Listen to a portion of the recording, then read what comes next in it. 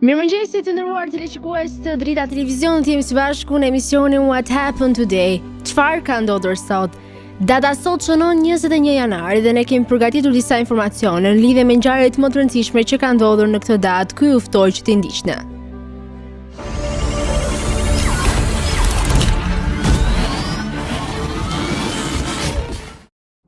Njëztë janari është dita 21 të kalendarit gregorian. Kështu që deri në fund të vitit kanë mbetur edhe 344 ditë. Ngjarje. 1643. Abel Tasman ishte europiani i parë që arriti në Tonga. 1793. Pasi u dënua për tradhti nga konventa franceze, Luisi XVI u ekzekutua me giotin. 1899. Opel prodhoi veturën e parë. 1915. U themelua Kivanis International në Detroit, Michigan. 1920. Filloi punimet Kongresi i Lushnjës. 1921. U themelua Partia Komuniste Italiane në Livorno. 1924. Vdiq Vladimir Lenin. Filloi lufta për pushtet mes Leon Trotsky dhe Josef Stalin, që u pasua me likuidime dhe ekstradime të shumta. 1925. Shqipëria u shpall republik. 1941. Forcat austriake dhe britanike sulmuan qytetin Tobruk, Libi. 1950. Algerhis u dënua për pabesi. 1968. Lufta në Vietnam. Filloi betejë në Kesant, betejë më e kritikuar dhe më kontroverse në Vietnam. 2008. U shua gjua e Jak në Alaska, vdiq pasi edhe folsi i fundit i kësaj gjue. 2011. Gjatë demonstratës së opozitës së bashkuar ndaj qeverisë së Sali Berishës, mbetën të vrarë nga Garda e Republikës 4 protestues. Lindje. 1338. Lindi Charles V, mbreti i Francës. 1860. Lindi Karl Staff, politikan suedez. 1905. Lindi Christian Dior, dizenjues mode francez. 1924. Lindi Benny Hill, komik anglez. 1941. Lindi Placido Domingo, këngëtar spanjoll. 1947. Lindi Hugh Hastings, muzikant anglez. 1953. Lindi Paul Allen, biznesmen amerikan, bashkëthemelues i Microsoft. 1958. Lindi Arben Imami, politikan dhe aktor shqiptar. 1967. Lindi Fatmir Mediu, politikan shqiptar. 1972. Lindi Sulejman Rushiti, politikan shqiptar i Maqedonisë. 1981. Lindi Michel Tello, këngëtar brazilian. 1988. Lindi William Johansson, kompozitor suedez. Vdekje. 1793. Vdiq Luisi VI, mbreti i Francës. 1924. Vdiq Vladimir Ilich Lenin, komunist rus, organizoi revolucionin e tetorit. 1945. Vdiq Ahmet Daça, ishte bashkëpunëtor i ngushtë i Haqiv Blytës gjatë periudhës 1940-45, ishte kryetari i rrethit të Pazarit të Ri dhe kryetari i komunës së Pazarit të Ri. U pushkatua nga OZN-ja Jugoslave. 1945. Vdiq Haqiv Blyta, luftëtari për Shqipërinë etnike, u pushkatua nga OZN-ja Jugoslave. 1950. Vdiq George Orwell, shkrimtar britanik. 2006. Vdiq Ibrahim Rugova, president i Kosovës.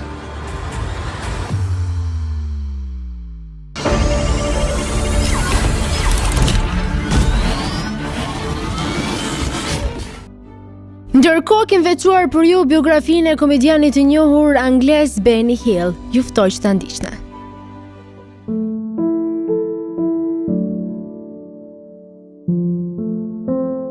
Alfred Hawthorne, Benny Hill, 21 janar 1924, 20 prill 1992.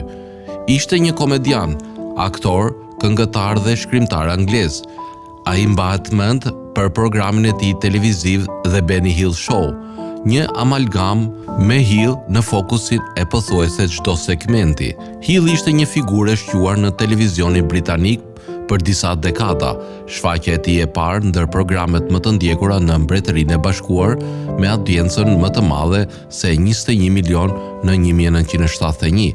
Shfaqja e Benny Hill u eksportua gjithashtu në shumë vende të botës. Ai mori një çmim televiziv BAFTA për shkrimtarin më të mirë dhe një Rose d'Or dhe u nominua për BAFTA për performancën më të mirë argëtuese dhe 2 çmime Emmy për varietatin e jashtëzakonshëm. Në vitin 2006, Hill u votua në publikun britanik numër 17 në sondazhin e ITV-s për 50 yjet më të mëdhenj në televizion. Jashtë televizionit, Hill luajti në filma duke përfshirë komedinë Erling Who Done It 1956, City City Bang Bang 1968 dhe Italian Job 1969. Kënga e tij komike Eni, qumështi më i shpejt në perëndim, ishte numër 1 i krishtlindjeve i vitit 1971 në tabelën e këngëve në Mbretërinë e Bashkuar dhe i dha Hillit një çmim Ivor Novello nga Akademia Britanike e Këngëtarëve, kompozitorëve dhe autorëve në 1972.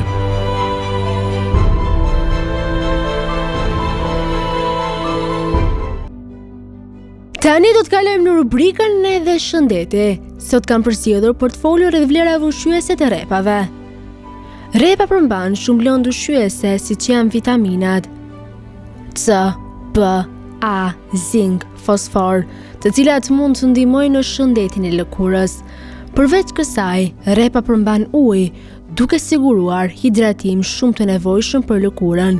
Një pjesë e saj që bën repën një zgjedhje të mirë për lëkurën janë vetit antibakteriale që ndihmojnë në shërimin e lëkurës së thatë, të plastaritur dhe parandalimin e infeksioneve. Repat lehtësojnë osteoartritin. Vitamina C është thelbësore për të prodhuar kolagjenin, shumë të nevojshëm për trupin ton. Vitamina C është një antioksidant që mund të ndihmojë në kufizimin e dëmtimit të kockave, që mund të shkaktohet nga radikalet e lira që gjenden në trup. Repa mund të ndihmojë kudo që është diagnostifikuar me artrit, si dhe parandalon atë në radhë të parë. Menaxhimi i peshës. Repat janë zakonisht të vogla, por përmbajnë sasi të mëdha të fibrave. Si një ushqim me shumë fibra, repa mund të ndihmojë në rregullimin e lëvizjeve të zorëve, mund të ndihmojë në kolesterolin më të ulët. Për shkak se fibrat nuk treten lehtësisht, mund t'ju ndihmojnë të ndiheni të ngopur dhe ju duke u ndihmuar të shmangni ngrëmjen e shpeshtë. Repa ka shumë pak kalori dhe përmban shumë ujë, e dobishme për kudo që përpiqet të humbas peshën. Shëndeti i zemrës. Repa mund të ndihmojë në zvogëlimin e rasteve të sëmundjeve të zemrës. Ajo përmban një lloj flavanoidi të quajtur anthocyanin.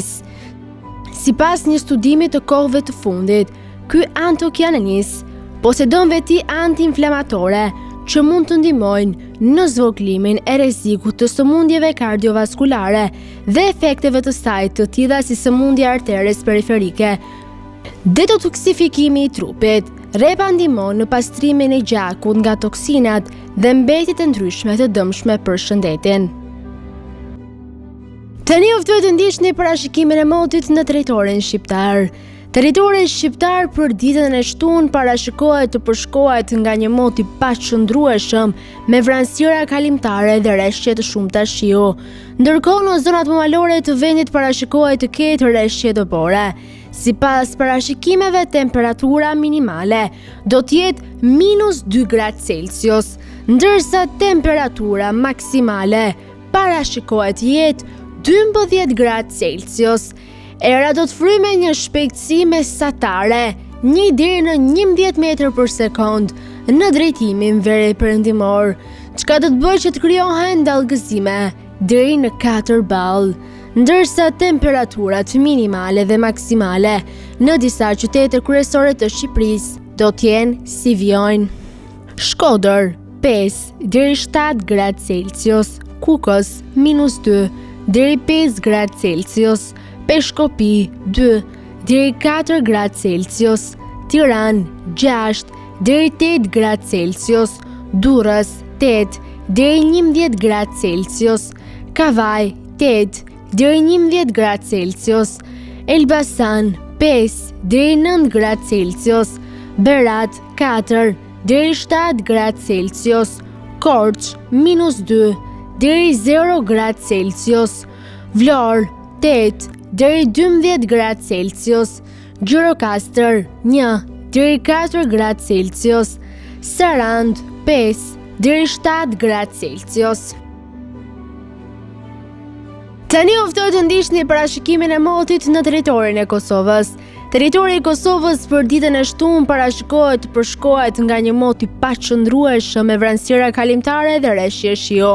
Sipas parashikimeve, temperatura minimale do të jetë -4 gradë Celsius, ndërsa temperatura maksimale parashikohet të jetë 8 gradë Celsius. Era do të fryjë në drejtimin juglindor me një shpejtësi mesatare 1 deri në 4 metër për sekond, ndërsa temperaturat minimale dhe maksimale në disa qytete kryesore të Kosovës do të jenë si vijojnë: Mitrovica 1 deri 6 gradë Celsius, Podujev 0 deri 5 gradë Celsius, Skënderaj -1 deri 6 gradë Celsius, Pej 1 deri 4 gradë Celsius, Prishtinë 2 deri 6 gradë Celsius, Gjakov -2 deri 5 gradë Celsius, Malishev 0 deri 6 gradë Celsius, Gjilan 0 deri 7 gradë Celsius, Ferizaj 0 deri 8 gradë Celsius, Kaçanik 1 deri 5 gradë Celsius, Prizren -4 deri 3 gradë Celsius. Të nderuar teleshikues të Drita Televizion, kjo ishte gjithçka e përgatitur në këtë emision.